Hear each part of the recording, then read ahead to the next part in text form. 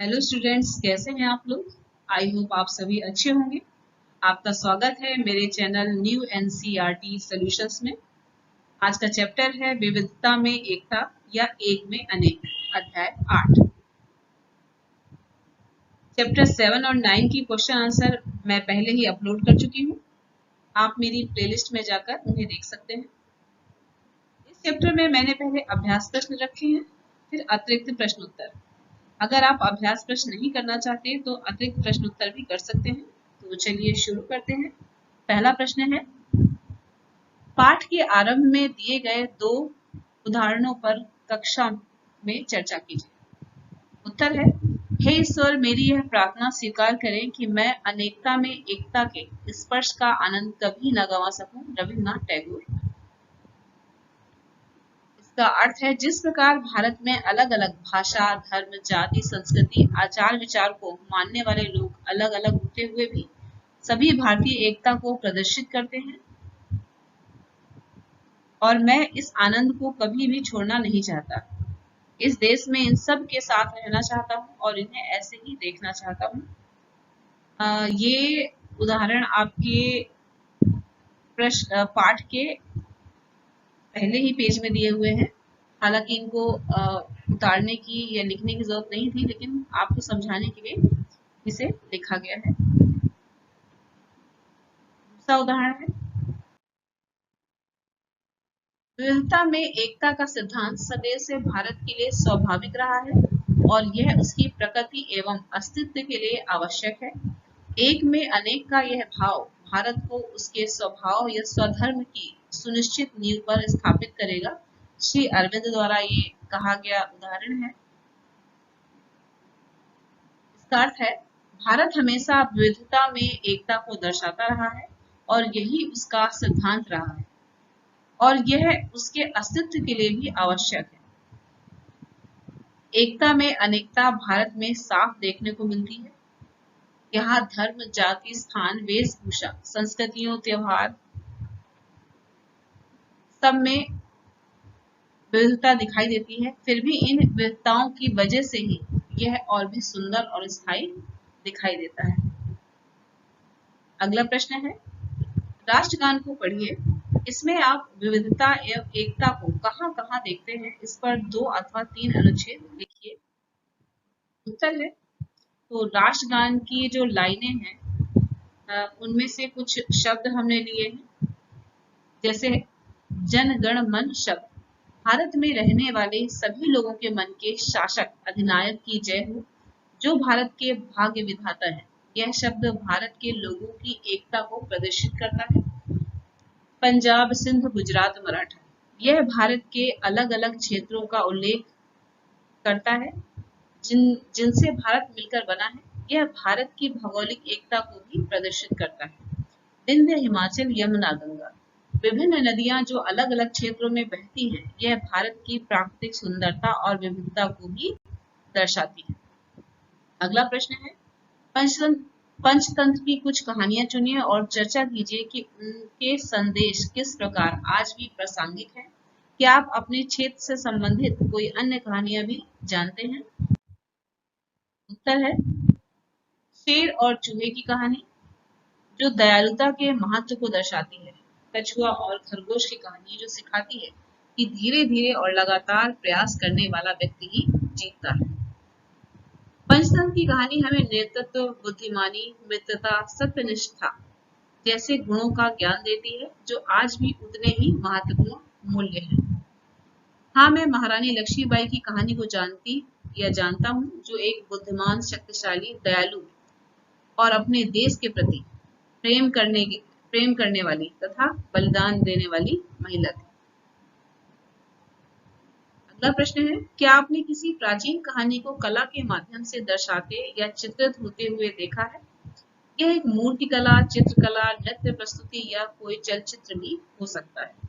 उत्तर है, कौवे की कंकड़ डालने की चित्रकथा, जो कि हमने अपने पिछले अध्याय में पढ़ी थी। यह अति प्राचीन है और आज भी यही संदेश देती है कि कठिन परिस्थितियों में धैर्य नहीं खोना चाहिए और अपनी बुद्धि का उपयोग करके समाधान खोजना चाहिए। अगला प्रश्न है, अपने क्षेत्र की कुछ लोक कथाएं एकत्रित कीजिए एवं उनके संदेशों पर चर्चा कीजिए। उत्तर है, तेनालीराम की कहानियां, जिन्होंने अपनी बुद्धिमत्ता और हास्य के माध्यम से सामाजिक भेदभाव पर प्रहार किया, जो ये संदेश देती हैं कि लोगों के जाति और पृष्ठभूमि के आधार पर भेदभाव करना गलत है। कलयुगी पतिव्रता की कहानी, यह कहानी पारंपरिक पतिव्रत धर्म की व्याख्या करती है और यह संदेश देती है कि प्रेम और पतिव्रत धर्म को केवल शारीरिक त्याग तक सीमित नहीं किया जा सकता। अब अतिरिक्त प्रश्न उत्तर है, ये आपके चैप्टर्स के मिड में से जो क्वेश्चन आंसर है वो मैंने सिलेक्ट किए हैं। पहला प्रश्न है, समृद्ध विविधता का अर्थ स्पष्ट करें। उत्तर है, जब आप भारत की यात्रा के लिए निकलते हैं तो आप न केवल बदलते भूदृश्यों को देखेंगे बल्कि विभिन्न प्रकार के परिधान और भोजन का भी अनुभव करेंगे। इसके अतिरिक्त अलग अलग भाषाएं और विभिन्न प्रकार की लिपियों को भी देखेंगे। यहाँ अलग अलग भागों में रीति रिवाज और परंपराएं भी आपको बदलती हुई मिलेंगी। यही भारत की समृद्ध विविधता है। अगला प्रश्न, भारत की कुल जनसंख्या कितनी है? सॉरी, ये मिस्टेक हो गया है, कितनी है? उत्तर है 1.4 अरब, 1.4 अरब लगभग, जो विश्व की जनसंख्या का 18% है। अगला प्रश्न, प्रवासी कौन होते हैं? उत्तर है, वह व्यक्ति जो काम या बेहतर जीवन की तलाश में एक स्थान से दूसरे स्थान पर जाते हैं वह प्रवासी कहलाते हैं। यह अपने मूल स्थान से देश के बाहर या किसी अन्य शहर में जाते हैं। अगला प्रश्न, इस अचंभित करने वाली विविधता में भारत का इतिहास किस प्रकार लिखा जा सकता है? इस प्रश्न का उत्तर इस तथ्य में निहित है कि भारत विविधता में एकता प्रदर्शित करता है। यह कथन किसने कहा है? उत्तर है विसेंट स्मिथ ने। अगला प्रश्न, प्रमुख मुख्य अनाज कौन से हैं या मुख्य अनाज क्या हैं और इनके उदाहरण भी दें। उत्तर है, ऐसे अनाज जिनका उपयोग पूरे भारत में किया जाता है तथा यह अनाज अधिकांश भारतीयों का प्रमुख भोजन भी है। उदाहरण, गेहूं, चावल, दाल, बाजरा आदि। अगला प्रश्न, साड़ी पहनी हुई स्त्री की उकेरी हुई आकृति कहां से प्राप्त हुई है? उत्तर है, वैशाली, जो वर्तमान बिहार में है, वहां से प्राप्त हुई है। अगला प्रश्न, किस डिजाइन के वस्त्रों को 17वीं शताब्दी में फ्रांस और ब्रिटेन में प्रतिबंधित किया गया था? उत्तर है, छींट डिजाइन के सूती वस्त्रों को फ्रांस और ब्रिटेन में प्रतिबंधित किया गया था, जो भारत में ही बनते थे और इनमें उच्च कोटि का महीन कपास का प्रयोग किया जाता था। अगला प्रश्न है, त्योहारों की व्यवस्था को दर्शाते हुए किसी एक त्योहार का वर्णन करें जो एक ही तिथि को मनाया जाता है परंतु उसके नाम अनेक स्थानों में अलग अलग मिलते हैं। उत्तर है, 14 जनवरी के आसपास मनाया जाने वाला पर्व मकर संक्रांति, जिसे भारत में अलग अलग नाम से जाना जाता है। यह पर्व भारत के विभिन्न भागों में फसलों की कटाई का सूचक है। यानी ये जो त्योहार है वो फसलों की कटाई के बाद स्पेशली मनाया जाता है और सभी क्षेत्रों में इसके नाम अलग अलग हैं। तो देखते हैं।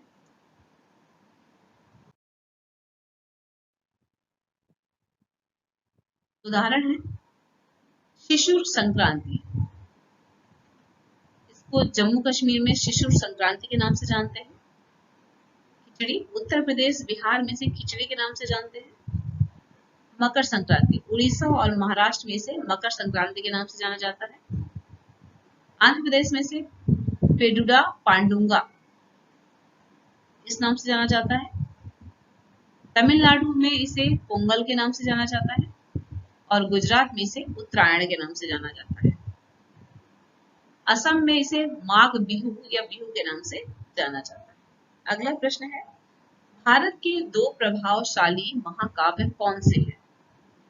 उत्तर है महाभारत और रामायण। यह दोनों ही भारत के बहुत ही ज्यादा प्रभावशाली महाकाव्य माने जाते हैं।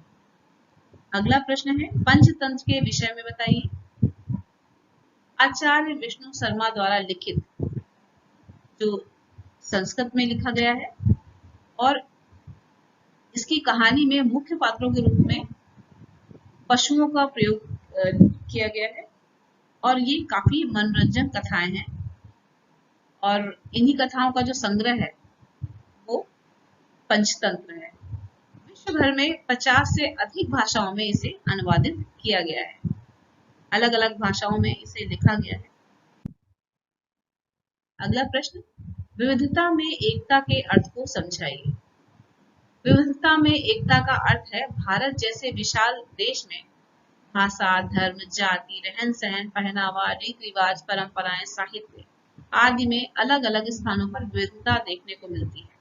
फिर भी यहाँ के लोग एक साथ मिलकर रहते हैं और एक दूसरे की भावनाओं का सम्मान करते हैं तथा एकता को प्रदर्शित करते हैं। यही भारत की विविधता में एकता है।